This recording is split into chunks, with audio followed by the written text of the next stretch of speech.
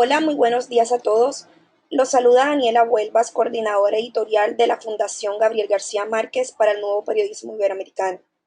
En el día de hoy queremos agradecerle su presencia en este seminario web. ¿Qué tiene que ver tu pensión con el cambio climático? El cambio climático como un problema financiero.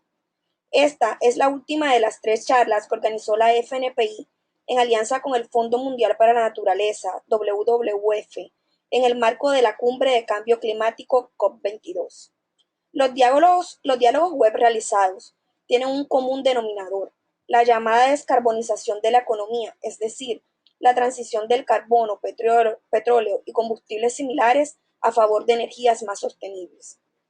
Hoy tenemos como invitado a Diego Fonseca, editor y periodista especializado en economía y negocios, quien conversará con Santiago Lorenzo, experto de la WWF. Fonseca dirigió la revista latinoamericana América Economía, fue editor de mercado en Argentina y ha publicado en diversos medios internacionales, incluidos Gato Pardo, El Malpensante, Expansión, El Estado Mental y Soho. Es conferencista y director de talleres y clínicas de periodismo narrativo. Por su parte, Lorenzo es líder en finanzas y clima de la Práctica Global de Clima y Energía de WWF, en donde trabaja con criterios de sustentabilidad para bonos verdes, oportunidad de negocios en energías renovables, eficacia energética, entre otros. La dinámica de la charla web, como las anteriores, será la siguiente. En un par de minutos empezaremos a escuchar a Diego y a Santiago, quienes conversarán con nosotros durante unos 30 minutos aproximadamente. Luego abriremos una sesión de preguntas en las que ustedes podrán enviar sus inquietudes, utilizando la caja de preguntas o questions del panel de control. Recuerden que este seminario está siendo grabado y al finalizar compartiremos con ustedes el video para que lo puedan repasar y compartir con sus colegas. Durante la charla estaremos tuiteando desde nuestra cuenta de Twitter de la FNPI, @FNPI_org, con la etiqueta hashtag COP22. Una vez más, bienvenidos a todos y gracias por acompañarnos. En este momento le damos la bienvenida a Diego y a Santiago. Hola Diego, hola Santiago, muy buenos días, bienvenidos y gracias por aceptar nuestra Hola, invitación. hola Daniela, hola Santiago, ¿qué tal todos? ¿Cómo están? En el acuerdo previo que hicimos con Santiago, me iba a tocar empujar el carro al inicio. Agradecemos en todo caso a los primeros 21 valientes que no se han sumado a la larga lista de seguidores en Twitter de la campaña electoral que terminó hoy en Estados Unidos, que ha tomado casi todo el universo. Dicen que en Estados Unidos cuando uno empieza una conversación tiene que empezar con una broma, y lo único que se me ocurre en este momento es que si elegimos a Donald Trump ya no va a haber ni cambio climático del cual hablar. O sea, se acaba el planeta, se acaba la humanidad como existe y solamente quedarán las cucarachas hasta que aparezca Wall-E a limpiar todo y vuelva alguien más.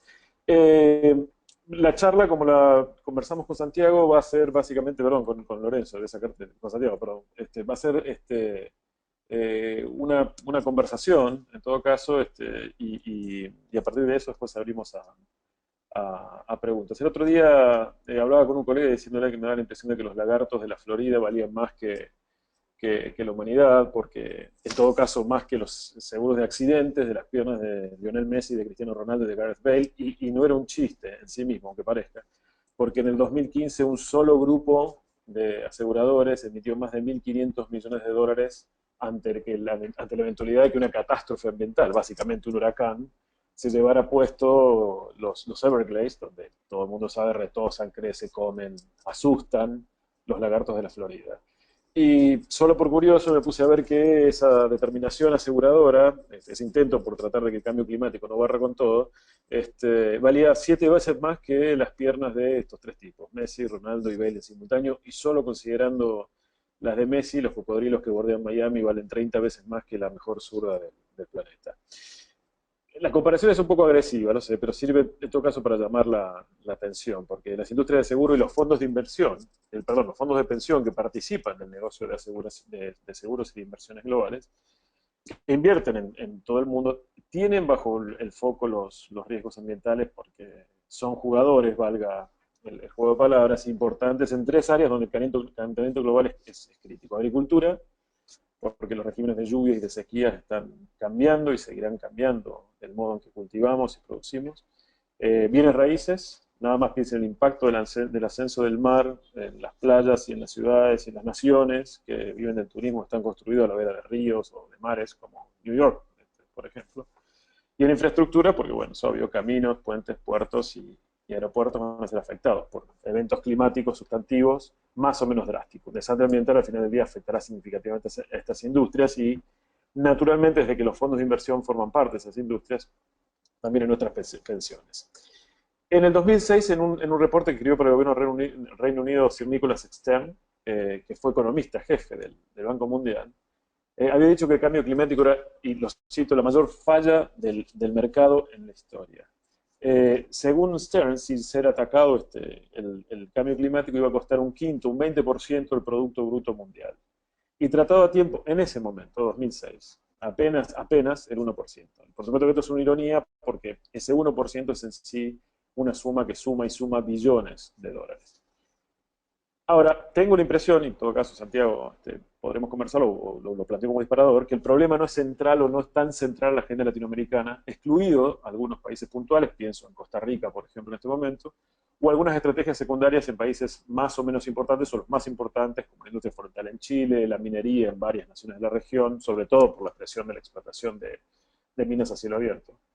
Eh, pero cuando uno lo mira en términos generales, fuera excluido inclusive de América Latina, ve que los 1.000 mayores propietarios de activos en el mundo, son las personas que más capital tienen, y la mayoría de ellos son fondos de pensión, y también fondos soberanos, pero fondos de pensión o aseguradoras, fundaciones, organizaciones filantrópicas, incluidas universidades, manejan alrededor de 50 o un poco más, 52 billones de dólares en inversiones. La mayoría de esas inversiones, curiosamente, están vinculadas a industrias con altas emisiones en carbono. Solo en Estados Unidos hay casi 120 fondos, esto lo estaba viendo ayer, en realidad son 117 que administran unos 5 billones de dólares, no miles de millones, sino billones en inversiones con riesgo climático.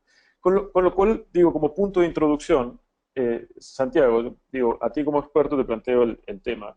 Eh, ¿Estamos en condiciones de poder tener al mismo tiempo un planeta relativamente sostenible y nuestra generación, casi somos de la misma edad, supongo, y la generación que viene, y esa pregunta es más complicada todavía, tener la posibilidad de acceder a jubilaciones, a retiro y pensiones relativamente sostenibles en el contexto en el que estamos? Gracias, Diego. Buenos días a todos. Pues sí, es un tema que está muy álgido ahora, pero también hay que un poco recuperar la memoria de dónde venimos. En nuestra civilización, nuestro progreso, que algunos le llaman progreso, ¿no? Pero nuestra civilización sí creció, se basó en el crecimiento y la economía de masas que ha permitido una ampliación del bienestar a grandes cantidades de población, se basó en los combustibles fósiles. Es decir, llevamos 150 años de construir infraestructuras y ganar economías a escala en diferentes cadenas productivas basadas en los combustibles fósiles.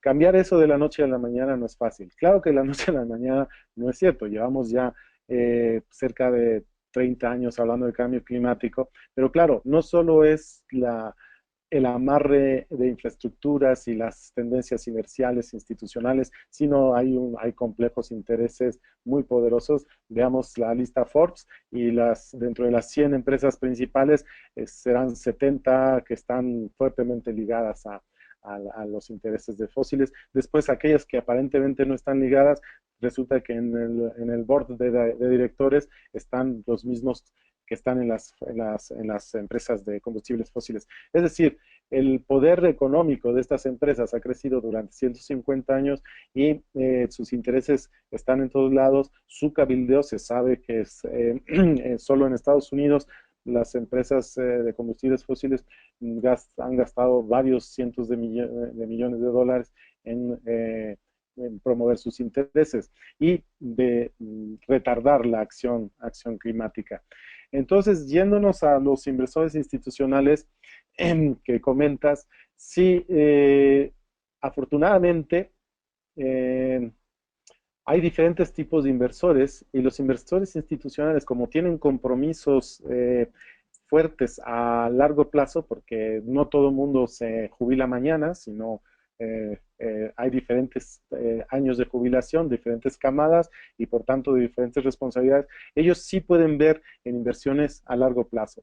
El ver en inversiones a largo plazo los lleva a ver en la sustentabilidad de la inversión y de cómo cambian los escenarios de acuerdo a las decisiones políticas.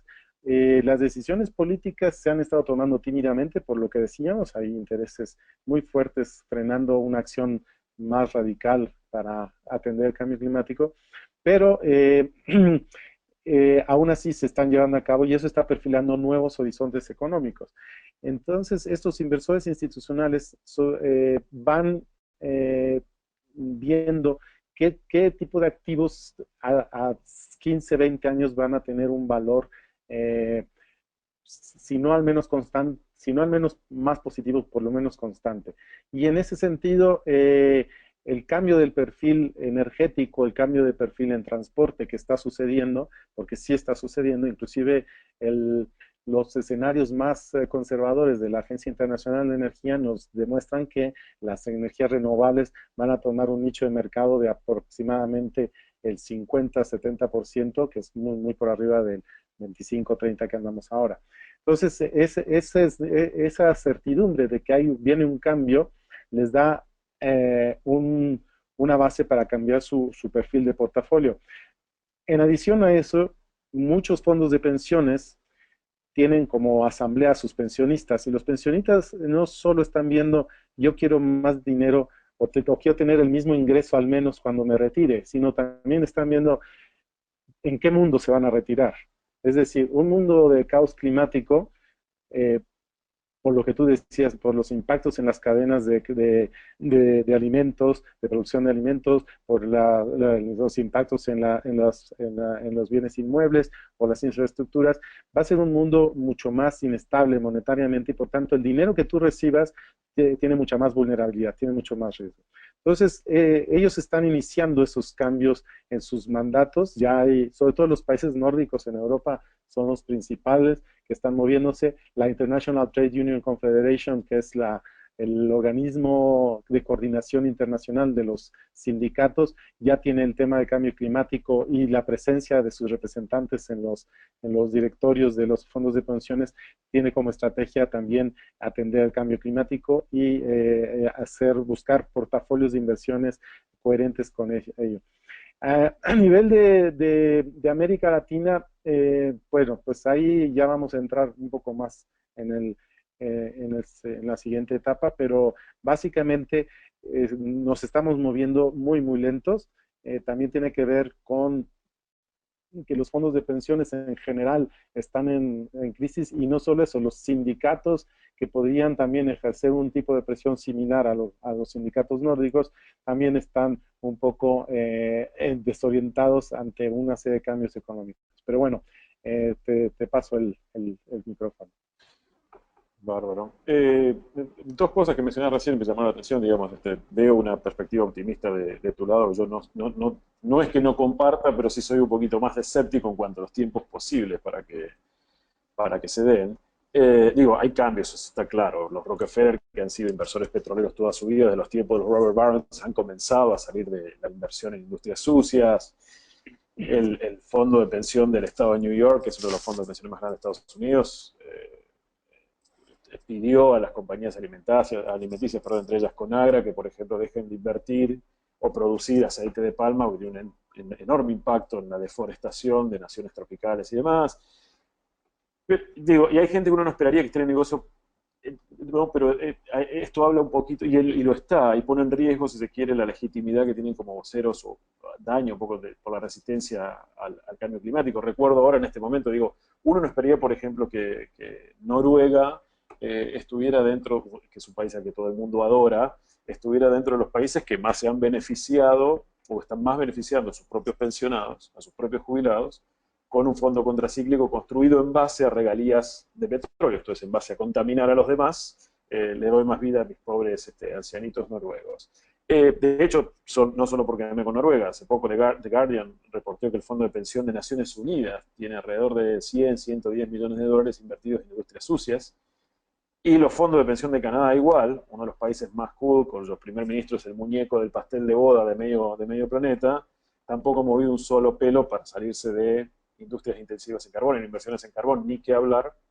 El tar sands en Canadá es no solamente nocivamente contaminante, sino que es significativo para la producción del país, ni que hablar de las naves insignia globales que tiene Canadá, que son básicamente sus mineras.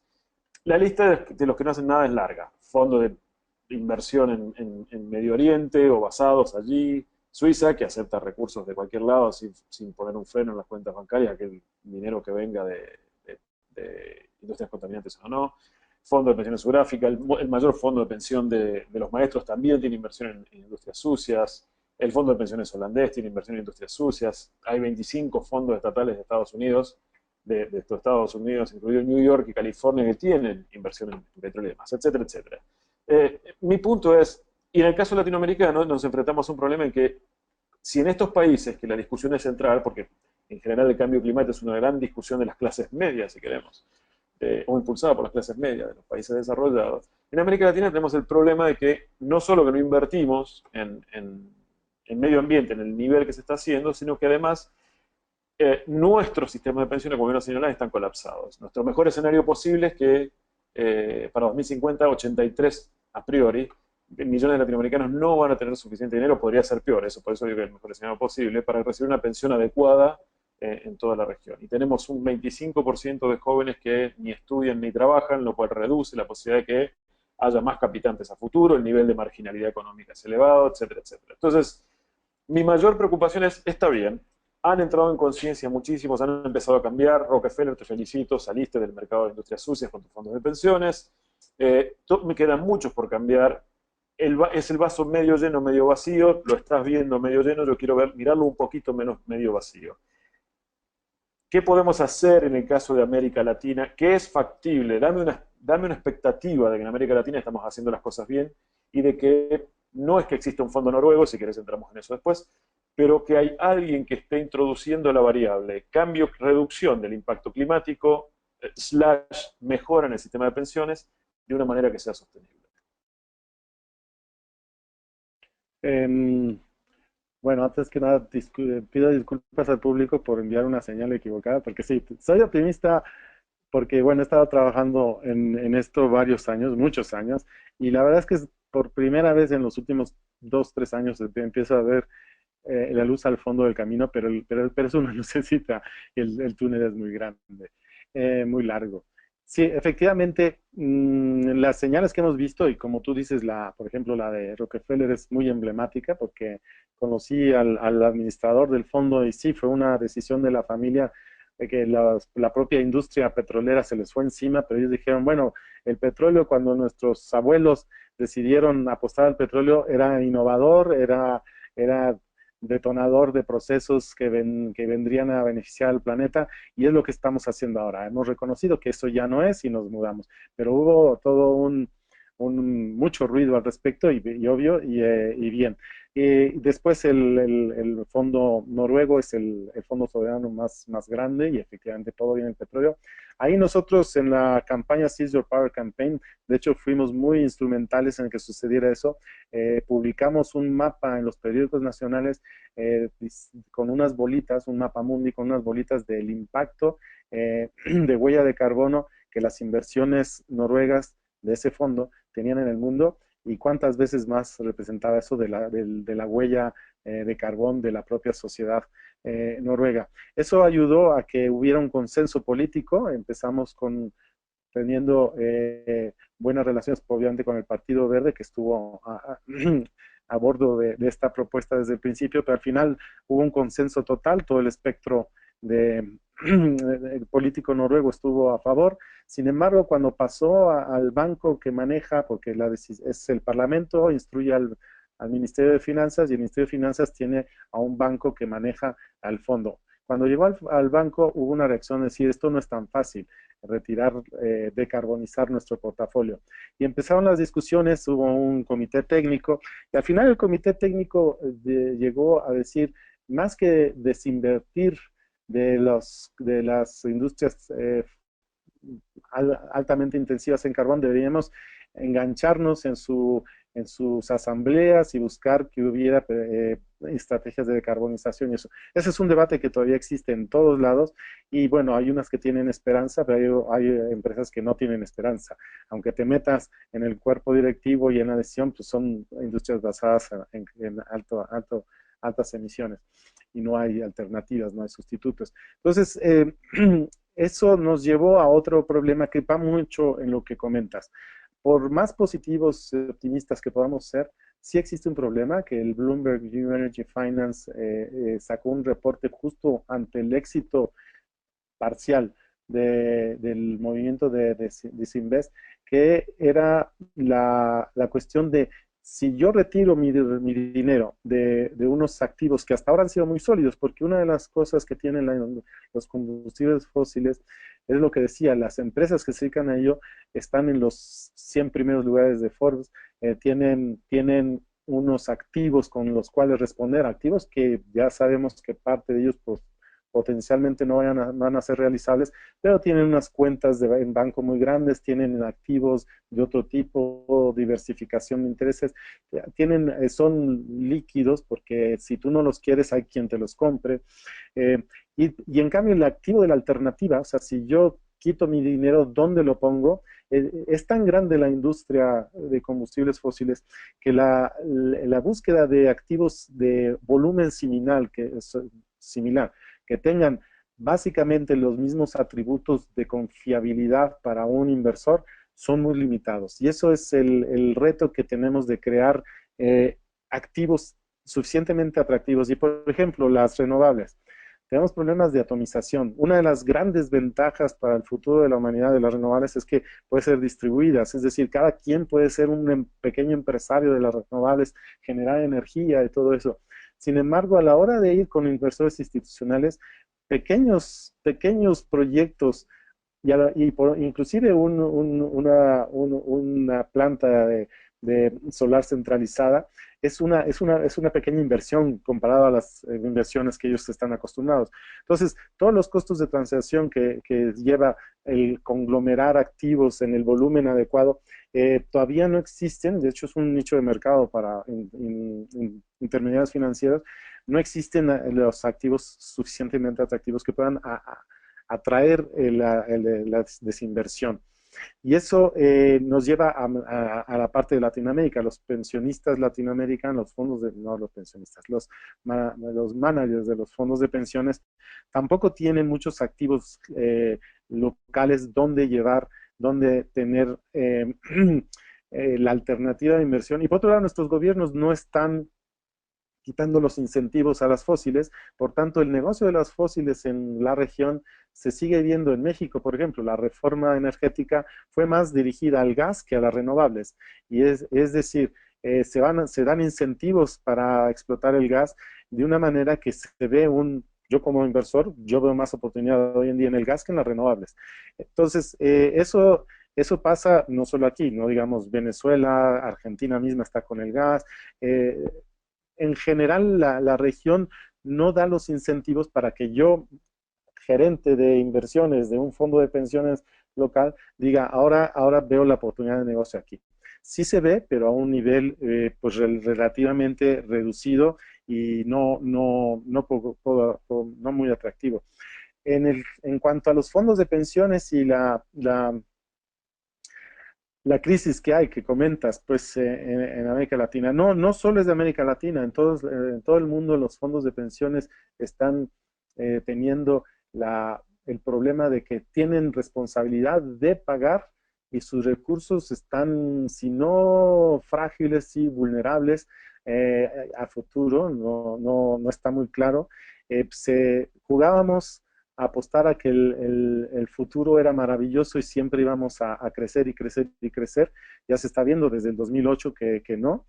Hay una crisis real mundial en ese sentido. En realidad, pensemos que, y esta es una tesis que debemos de tener otro programa sobre esto, el sistema de mercado global ha crecido gracias a la generación de burbujas financieras. La economía real solo puede dar un crecimiento de 2-3% anual. Y claro, a nivel global, si quitamos a precios, si ponemos a precios constantes y comparamos el 9% de crecimiento de la India, el 7% de crecimiento de China, con el negativo de Japón y así, tal vez, y lo ponemos en precios constantes, tal vez lleguemos a ese 2 o 3%. Pero la búsqueda de los inversores es mucho más, son porcentajes mucho más altos. Entonces, la economía real nunca va a responder a las inversiones, a la expectativa de inversión, y por tanto se generan burbujas y después caídas, burbujas y caídas. Y ahora de la última burbuja de inmobiliaria no hemos tenido la burbuja futura, que posiblemente podrían ser las renovables, tenemos que tener cuidado con ello, eh, pero esto hace que los fondos de pensiones, todos aquellos que tienen responsabilidades a largo plazo, no encuentren dónde generar el dinero que ya tienen comprometido a futuro. Y eso nos pasa a todos. Y por otro lado, esa es una parte. Por otro lado, deberíamos revisitar, y esto es una herejía macroeconómica, deberíamos revisitar las economías de escala, porque, por ejemplo, se abre un centro comercial y se dice, se crean 200 empleos, pero los pequeños comercios que se pierden alrededor pueden que sean más de 200 y ya más son familias, etcétera. Y entonces, lo que estamos haciendo es crear empleos de un tipo, pero destruir de otro, y por otro lado, se concentra el ingreso de una manera tal que la demanda efectiva para otro tipo de producciones y de ofertas no se dé, y entonces la creación de empleo se complica mucho, está muy centralizada, es muy burocráticamente también compleja. Entonces eso lleva a que en muchos países, tenemos la primavera árabe también, en muchos países la juventud no tiene escenarios atractivos de empleo, y por tanto y no hay un poco de desesperación, y además eso crea un problema social, y las empresas no tienen la capacidad también de generar tanto trabajo como se requiere.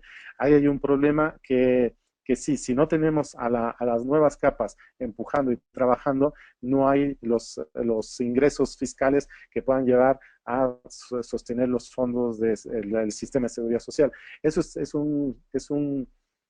un fenómeno mundial que particularmente en América Latina toma mayor énfasis por un par de cosas. Primero, que no hay confianza en las políticas monetarias, siempre tenemos mucha volatilidad del dinero, y entonces hay permanentemente fuga de divisas, y por tanto el ahorro interno se pierde. Después la concentración del ingreso también hace que sea más fácil para aquellos que lo concentran jugar en mercados, en productos financieros internacionales, y es la clase media normalmente la que sostiene un ahorro que pueda dar entrada a los fondos de pensiones, a que haya fondos para ello.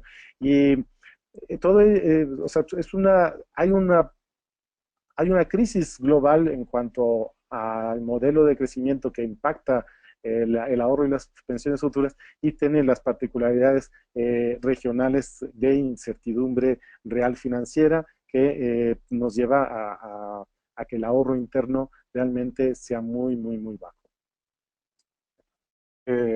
Tengo la impresión de que tu optimismo está cayendo más rápido que los niveles de likability de Donald Trump, pero no quiero arriesgar una hipótesis al respecto.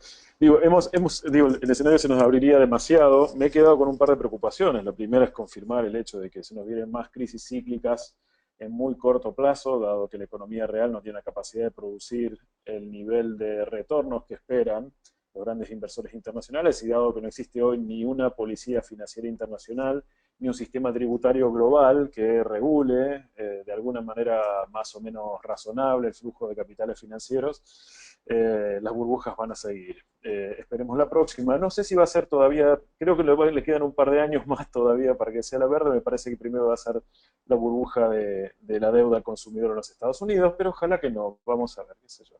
En cuanto a verde, sí estoy de acuerdo contigo que el problema central que tiene un inversor es que no tiene incentivos suficientes para dejar una industria que por más de 200 años ha creado una infraestructura, ha sido la economía global que ha crecido en base a carbón y petróleo y otras industrias sucias y otros combustibles sucios fósiles.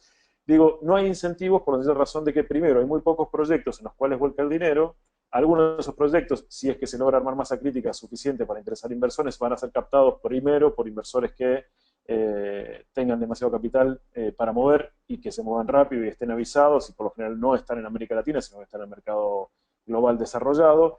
Segundo, sí, ahí tenemos el riesgo enorme de que al no haber tanta masa crítica para ofrecer proyectos, los proyectos acaben con una sobredemanda de inversores y acabemos con otra burbuja en el corto plazo.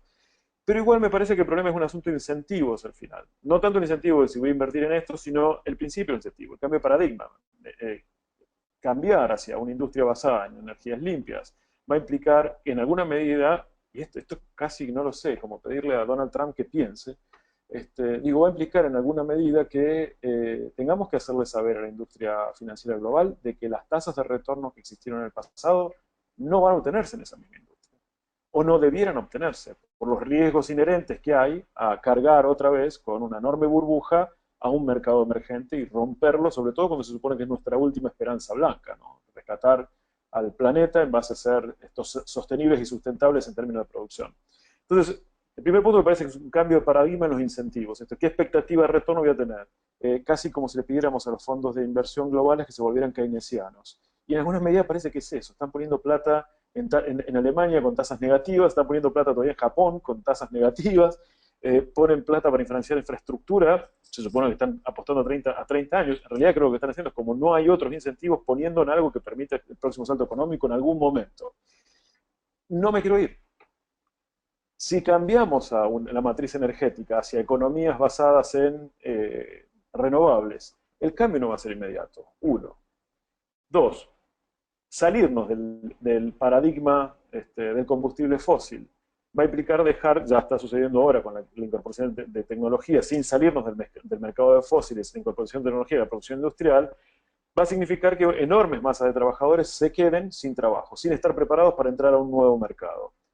Si en el mejor de los casos, por un acto de magia, o no lo sé, porque baja algún Dios todopoderoso, inexistente o no, y nos bendice a todos, y esos trabajadores que quedaron fuera del mercado industrial entran en el mercado de las energías limpias, el mercado de energías limpias es capital intensivo, al menos hasta hoy, y no es mano de obra intensiva. Entonces no alcanza a observar, al menos hasta hoy, hasta que encontremos el modo de hacerlo, no sé si tendremos tiempo, no alcanza a absorber la mano de obra excedente, la mano de obra desocupada excedente que va a quedar de ese mercado.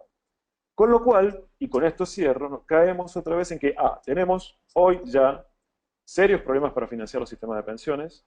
En muy poco tiempo, 30 o 40 años, América Latina va a estar suficientemente vieja para tener una alta tasa de personas que ya no capitan, sino que tienen que obtener beneficios. Y no tenemos tantos capitantes, tantos trabajadores entrando al sistema, ni mujeres ni hombres, ni mujeres ni jóvenes, para cubrir el 4-1 hipotético histórico, que se dice que sigue haciendo falta. Yo creo que ya estamos más cerca de 5-1, de 5 aportantes por cada jubilado. Y para más tenemos por delante la necesidad de transformarnos en una economía más limpia, porque no podemos quedarnos con algunos jubilados en el futuro, o podemos ser muchos jubilados en el futuro, muchos pensionados, pero probablemente no tengamos planeta. Entonces, ¿qué carro ponemos primero delante del caballo? ¿Las pensiones o el cambio climático? Porque entiendo la necesidad de que encontremos cambio climático, pero también entiendo que nuestras economías tienen un punto de partida tan bajo en términos de desarrollo que hoy por hoy el único combustible, y la palabra es adrede, capaz de hacer que nuestras economías se muevan siguen siendo los fósiles, porque no podemos cambiar matriz si queremos empezar a crecer, o queremos crecer más rápido para hacer el catch-up con los países desarrollados. No quiero meterte en un berenjenal extra, pero creo que te toca. No, de hecho, ese es el gran punto, convencernos de que un mundo es posible bajo en carbono, un mundo en muchos aspectos mejor y en otros tal vez no tan bueno como el que se pudo haber disfrutado hace unos años, pero sí es algo que hay que tener claro si se puede o no se puede. El tema de los incentivos es fundamental. De hecho, el trabajo que nosotros hacemos en la organización y con otras organizaciones similares es buscar que haya una nueva forma de ver. El fundamento de las inversiones es el retorno ajustado al riesgo. Y entonces, en este mundo cambiante, vemos que el retorno de ciertas inversiones cambia y el riesgo de ciertas cambia y los inversores no están actuando en consecuencia, no están tomando esos nuevos riesgos, no están tomando estas nuevas oportunidades de retorno. El, la idea de que los, las expectativas de retorno tienen que bajar persistentemente, yo creo que sí, ya se habla de ello, lo que tú comentas, las tasas negativas de parte de los bancos centrales es algo que es algo novedoso, es algo que no, los bancos centrales no hacían y es muy significativo, pero bueno, no se sabe si es una política coyuntural, se maneja así, claro, pero la idea es que llegar a este punto, a este grado, a esa toma de decisión, significa que se han visto cosas a futuro que antes no se habían visto, y eso es importante. El mundo es finito, nuestro planeta es finito, y cada vez somos más y tenemos que darnos cuenta. Ahora bien, también hay que, y este es un tema también para otra conversación, es que estamos errando en la medición de bienestar. Gran parte del bienestar que uno goza al día no tiene nada que ver con bienestar material y nuestra medición del Producto Interno Bruto básicamente está fundamentada en el bienestar material. Entonces, en un mundo finito, si se genera bienestar inmaterial, y se contabiliza y ello lleva a que la riqueza que se reparte también tenga que ver con el tiempo de ocio de calidad y una serie de cuestiones inmateriales, ya nos llevaría a otro estado de las cosas. Pero claro, eso al final de cuentas, si se refiere a inversión, quiere decir que eso se debe monetizar y eso podría ser un sacrilegio también, ¿no? Monetizar el gozo, pero se ha hecho históricamente. La profesión más antigua del mundo es eso también, ¿no? Pero bueno, no, No me había dado cuenta que eras un admirador de Nicolás Sarkozy y su plan del Producto Bruto de la Felicidad, pero me parece fantástico. yo estoy más con el reino de Bután, y mira que no soy monárquico, pero sí. El caso es que sí, hay una parte de realidad, perdón, de realidad en ello, de que tenemos que, que cambiar un poco nuestra perspectiva sobre los retornos. Y bueno, ¿cómo cambiarlo? Hay un punto de optimismo que tengo, perdón, es que el Financial Stability Board, que es una entidad que el G20 crea muy en conexión con el Banco Internacional de Asentamientos, que es el banco central de los banqueros centrales, ha puesto, ahora mismo su trabajo principal son los riesgos climáticos y identifica tres tipos de riesgo: de transición, de responsabilidad legal y de impacto físico. Y justo el considerar esos tres tipos de riesgo, que ya vas a generar el próximo año a principios unas directrices como sugerencia a las instituciones financieras de que los tomen en cuenta, eso ya lleva a que las instituciones financieras vayan a tener que pensar un poco mejor en qué tipo de inversiones van a hacer, y eso es parte de los incentivos. Después, los compromisos de París, si se llevan a cabo o no, podrían los gobiernos poner incentivos, sí, pero por otro lado está la realidad de que las tecnologías, el costo de las tecnologías renovables y de inclusive en los vehículos para el transporte eléctrico también están cayendo. Eso pueden ser incentivos para inversión. Se mueve, yo pienso, en eso soy un optimista a largo plazo de que sí van a cambiar los incentivos, van a cambiar las opciones, pero no sé si a tiempo para lidiar con el cambio climático. Ahora bien, sobre el problema de empleos en el sector verde comparado con el business as usual, los datos que yo tengo contradicen tu percepción. Aparentemente, al menos en el mundo energético, por kilowatt hora producido, las renovables generan más empleo y de mejor calidad.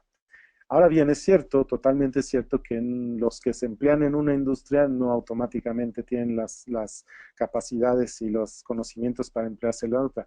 Se requiere un proceso de transición, y que de hecho la Organización Internacional del Trabajo y la ITU que mencionaba antes, la Confederación de Trabajadores Internacional, están trabajando en el concepto de Just Energy Transition, nosotros también, que significa dar diferentes tipos de redes, es una política activa fiscal importante, es generar redes de seguridad para estos trabajadores en el sentido de que pues algunos los puedes poner a reciclarse profesionalmente, a otros los jubilas prematuramente y a los hijos de todos les das opciones de capacidad de trabajo, porque hay un hilo común en todos los trabajadores de la industria petrolera y del carbón sobre todo.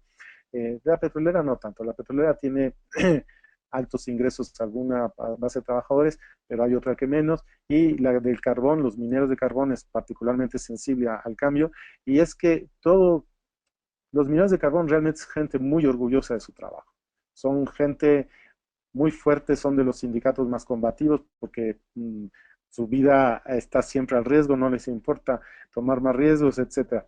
Pero lo que sí están preocupados es porque sus hijos no tengan esa misma vida. Entonces, lo que sugieren ITUC y la OIT es precisamente también en que esos paquetes ofrezcan que la siguiente generación tenga las condiciones para salir, es decir, educación, hasta los últimos niveles de educación. Eso requiere una política de gobierno. Si estamos en una transición, tú comentabas el reporte Stern, se requiere invertir ahora para generar los frutos que pueden dar mañana el dinero, los recursos para poder atender los compromisos. Pero sí se requiere invertir ahora. Y no, como bien dices, no están los incentivos puestos. Entonces, sí hay un reto muy fuerte y bueno, hay gente que ha hablado de hacer un tipo de programa global como la carrera a la luna, ¿no? Es decir, económicamente, porque siempre hablamos de costo-beneficio para todas las decisiones fiscales y demás. Aquí hay un costo y hay un beneficio, el costo es ahora y el beneficio es a futuro. En la carrera a la luna no había ni siquiera certidumbre en el beneficio y se hizo por otro tipo de razonamientos que hoy en día están menos en boga, pero aún así el complejo militar de la industria militar sigue recibiendo muchísimo dinero. Bueno, un plan global de inversión y de difusión de las tecnologías ya existentes para que todos los países puedan acelerar la transición. Se está conversando en ello, pero efectivamente, a pesar del Acuerdo de París, no, el status quo político todavía no está por la tarea. Entonces, nos falta mucho trabajo político, hay recursos, hay maneras de financiar, hay incentivos que cambiar, sí, pero no están dadas las cosas. Pero lo que sí es claro, y regresando al tema de cambio climático con desarrollo, inclusive empleos, es que el desarrollo posible, único que tenemos enfrente es bajo en carbono, porque todos los avances de desarrollo que podamos tener bajo una economía intensa en carbón, que nos lleva a agudizar los impactos del cambio climático y eso nos lleva, como decías, con eventos eh, climáticos extremos más frecuentes, etcétera, a tener pérdidas de aquello que suponemos que vamos a tener réditos porque estamos invirtiendo en algo, a final de cuentas, por impactos, acelerando el impacto, incrementando las temperaturas, todas esas ganancias se van a erosionar y es un espejismo de retorno. Entonces, fiscalmente vamos a tener que atender eso y eso significa también impuestos a futuro de emergencia para atender cosas que van a salir. Entonces, el espejismo del desarrollo que tenemos ahora también lo tenemos que cambiar. Pero bueno, es una larga batalla que estamos dando y sí hay buenas señas, pero no en el volumen necesario, eso es totalmente cierto. Solo un apunte, no es un asunto de percepción el tema desde mi punto de vista, el tema de la capacidad de ser capital intensivo, trabajo intensivo en las industrias verdes y demás, particularmente la producción de energías verdes. Cuidado, no estoy hablando de las industrias en general. Solo desde mi lugar, para no robar mucho más tiempo, creo que seguramente tiene que haber alguna pregunta o algo. Me temo que quizás tengamos que hablar más allá. Digo, si ha costado hacer firmar Kioto, si ha costado que París funcione. No quiero imaginar lo que puede llegar a costar que el mundo se ponga de acuerdo en un proyecto global para salvar al planeta de la catástrofe, porque estamos frente a eso, o por presión demográfica, o por el problema del cambio climático. Entonces, mi impresión, y es un apriorismo, porque todos los datos me parecen indicar eso, pero me gustaría tener mucho más tiempo para poder trabajarlo, es que vamos a necesitar de un compromiso y un acuerdo quizás internacional en que los países desarrollados sobre todo tengan la vocación y la voluntad de darse cuenta de que quizás tengan que subsidiar en una buena proporción del cambio de matrices energéticas en los países en desarrollo y en paralelo contribuir de alguna manera, no lo sé, a apoyar mecanismos de inclusión laboral de aquellos que hoy no tienen trabajo, porque también les va a dar su propio beneficio. Es una decisión egoísta por parte de los países. Y la decisión egoísta es si quieren relativa estabilidad interna y no verse avanzados por las hordas de bárbaros de los países en desarrollo que van a caerles a golpear la puerta por el gap que se va a ir estirando, mejor tomar la decisión Unión Europea-Turquía, que es durante cierto tiempo financiar que las hordas de bárbaros tengan una mejor calidad de vida para que no caigan a golpearle las puertas a Angela Merkel y en su momento a Nicolás Sarkozy. Creo que se nos vienen épocas de deuda, y no tanto de deuda social como la necesidad en alguna medida de sentar al gran capital y decirle, muchachos, se acabó la época de super retornos, hay que hacer algo o no van a tener ni siquiera de dónde acumular capital en 30, 40, 50 años. No quiero sonar apocalíptico, pero no, me parece que el escenario que tenemos por delante no es el mejor posible dadas las circunstancias y las decisiones que están todavía tomando. Bueno, chicos, les comento que ya tenemos algunas preguntas. Entonces no sé si damos paso a la sesión de preguntas. Una de las preguntas la envía Diana Manso, periodista mexicana. Dice, escuchando que en América Latina se está moviendo lento el fondo de pensiones, en México, ¿será que las políticas de los sindicatos están más preocupados por las reformas que por las pensiones o es que existe ignorancia? Sí, me toca. No, básicamente hay varios problemas. El movimiento obrero mexicano sí ha estado presente en algo, o sea, bueno, el movimiento obrero mexicano tiene muchos problemas estructurales. Sabemos que tiene una tradición muy corporativa, entonces eso no beneficia nada a las nuevas ideas. Sin embargo, han estado presentes en alguna COP, según tengo entendido, de cambio climático. Tienen algunos conocimientos. Pero más bien yo me referiría a las AFORES. Las AFORES son las empresas que llevan las pensiones en México.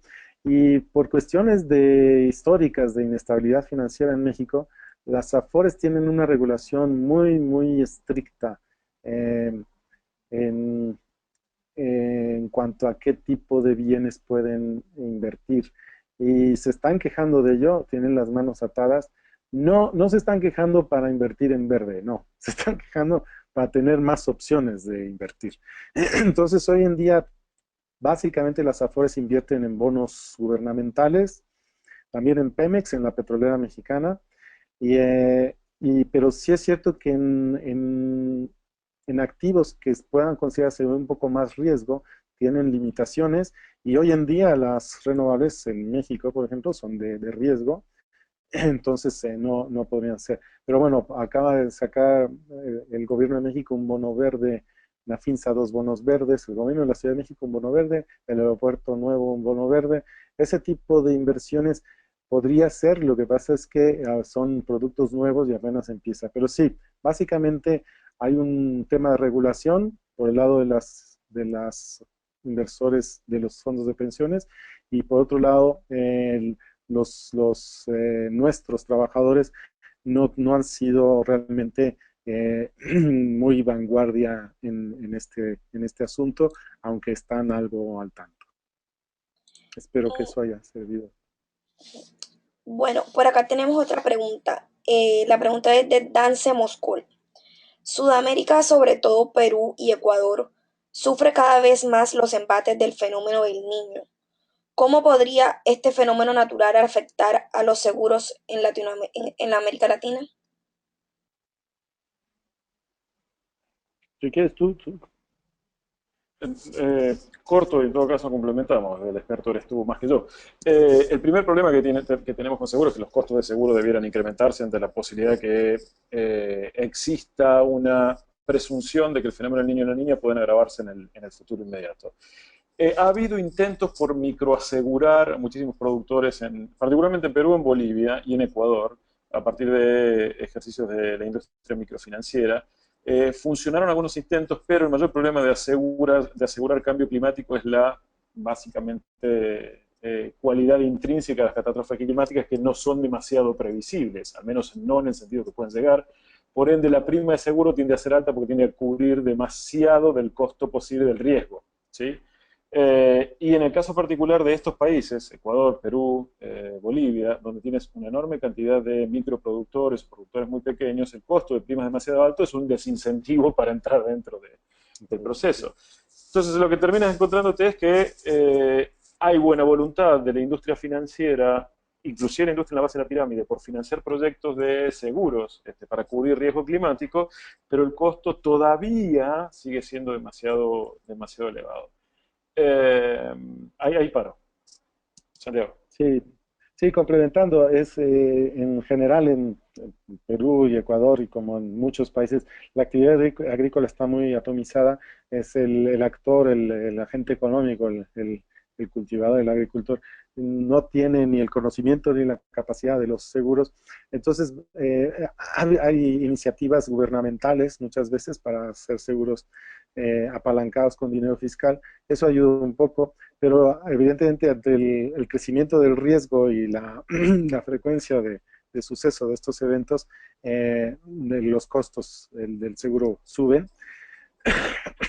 Y sí, lo que vamos a ver es eso, es tener la necesidad más de meter dinero público para tener posibilidad de respuesta a a las fases críticas de estos fenómenos y por otro lado la industria asegurada sí, tratar de innovar sus instrumentos financieros, sus productos financieros que ofrezcan a estos cultivadores y a otras actividades. Entonces, son dos líneas. Uno, hay una parte fiscal necesaria todavía y hay otra parte de innovación de instrumentos y de reaseguramiento entre las propias aseguradoras y de perfeccionamiento de su capacidad de, digamos, de percepción de lo que va a pasar. De hecho, la industria asegurada es la que está trabajando mucho más el riesgo climático, más en el sector financiero, más que cualquier otro, por evidente razones, toda la historia, y de los que les pegó es que el Katrina y el Sandy, si ves los montos que tuvieron que pagar las aseguradoras, porque Estados Unidos sí, la gente se asegura mucho, fueron estratosféricos y de ahí aprenden, de ahí aprenden. Ahí lo dejamos.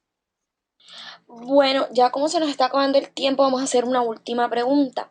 Esta es de Narda Roa Fonseca. Ella dice, ¿por qué un planeta tan rico en recursos naturales, por qué un planeta tan rico en recursos naturales basa su economía en combustibles fósiles? Bueno, parece la pregunta del huevo y la gallina, es porque lo primero que encontró el hombre para hacer energía fue quemar algo. Y luego encontramos que tecnológicamente, cuando descubrimos el petróleo, lo pudimos sintetizar y producir y refinar de una manera más práctica que el átomo. De hecho, si hubiéramos hecho energía nuclear desde el principio, probablemente hubiéramos volado el planeta, porque no teníamos, creo, los conocimientos suficientes para poder hacerlo. Tampoco teníamos las capacidades tecnológicas para producir en base a litio, ni teníamos las capacidades tecnológicas en el momento en el que estamos hablando, en el principio de los tiempos. No hablo del principio de los tiempos de la historia, estamos hablando del inicio, si se quiere, cuando todavía no había una industria basada en carbón demasiado grande, la revolución industrial recién empezaba, no teníamos capacidad para poder empezar a producir energía solar o el conocimiento necesario para producir energía solar. Cuando ese conocimiento se adquirió, bueno, sucede lo que sucede cuando se habla de economía. Tú tienes constituents, grupos con un enorme peso económico que no tienen más mínimo incentivo de dejar de hacer dinero con la industria que tienen, y a ellos hay asociado industrias que dependen de ese combustible que ellos proveen, y que naturalmente ponen barreras o desincentivos o riesgos adicionales a la posibilidad de producir, por ejemplo, con solar. Al inicio recuerdo cuando se producía cuando se hablaba de solar, el modo en que era presentado a aquellos que propugnaban la idea de ir hacia formas de producción más limpias, era casi como si fueran unas especies de hippies delirantes que se proponían, bueno, qué lindo, andate a vivir a California y comprate tu autito eléctrico, mientras nosotros acá seguimos haciendo crecer la economía. Creo que al final parece que los hippies delirantes tenían la razón, o buena parte de la razón, y estamos en condiciones ahora de afortunadamente encontrar que aquellos que antes financiaban energías sucias, muchos de ellos, decidieron que era el momento de empezar a financiar un planeta relativamente sostenible. Esperemos que todavía quede algo para cuando sostengamos. Perdón por la ironía, pero no. Sí, yo, Eh, sí, para complementar, pues sí, es una cuestión de historia, porque de hecho el viento y el sol se ha utilizado históricamente desde hace siglos, pero para la única energía que fue capaz de concentrar capacidad energética y calórica que propusiera la revolución industrial en el siglo XIX fue el combustible fósil. Entonces, ese fue el punto de inflexión. Cambiamos de los molinos de viento a las máquinas de vapor y eso es una cuestión histórica de capacidades y si ahora que tenemos las capacidades para cambiar es de intereses. O sea, totalmente de acuerdo con Diego. Listo, no sé si les gustaría agregar algo como para finalizar o simplemente damos ya cierre al seminario web. Solo un minuto de mi parte, en la necesidad de que evidentemente tenemos que llegar a un consenso global en cuanto a que deben cambiar los incentivos para invertir en industria y ayudar, creo que con un enorme paquete de subsidios cruzados desde la industria privada y del sector público, creo que en menor medida del sector público, por sus agujeros y déficits que van a pegar por otro lado. Quizás tengamos que empezar a ver algún nuevo set de instrumentos creativos, originales, para financiar la conversión de matriz energética y otro set creativo y original, hasta el ridículo que puede llegar a resultar una broma, de que ciertas empresas privadas auspicien o patrocinen a un grupo de jubilados para que puedan tener acceso a sus recursos, pero sí o sí necesitamos el concurso privado de una manera que no se tuvo antes, porque el mundo está en serio riesgo, no solo a nivel climático, sino también a nivel de sostenibilidad de personas reales y concretas como nuestros propios abuelos o nosotros mismos, en el caso de retiro. Acá paro. Un gustazo estar con Santiago. Sí, también qué gusto estar aquí con todos. Y bueno, sí, yo básicamente proponer que sí, que tenemos que pensar en que hay muchos retos de esta transición, pero si no hacemos la transición es peor. Sí, no va a ser fácil, va a haber ganadores y perdedores y la capacidad, si somos capaces de aprender de la historia, que a veces uno lo duda, eh, debemos de entender que debemos los ganadores y perdedores ponernos de acuerdo para reducir las distancias entre lo que ganan los que ganan y los que pierden los que pierden. Porque es como si la casa se está quemando, pero es invierno afuera, y entonces decimos, mira, pues qué bien que hace calorcito. Pues dejamos que el fuego crezca, pues no, al final tenemos que salir a la nieve. Entonces, así está pasando. Estamos viendo cantidad de señales de la cosa está mal y no somos capaces de tomar la decisión de apagar el fuego. Y se va a quemar la casa y aquí estamos.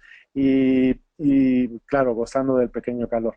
Pues eso es lo que es lo que tenemos que cambiar. Somos una sociedad humana, ya no somos, es global además. Tenemos todos los medios, no hay una gobernabilidad global adecuada, eso es cierto, pero tenemos todos los medios para hacerlo. Pero no es una crisis de mercado, porque los mercados son instituciones humanas, es una crisis política que es lo que hace a los humanos ponerse de acuerdo en las cosas que importan.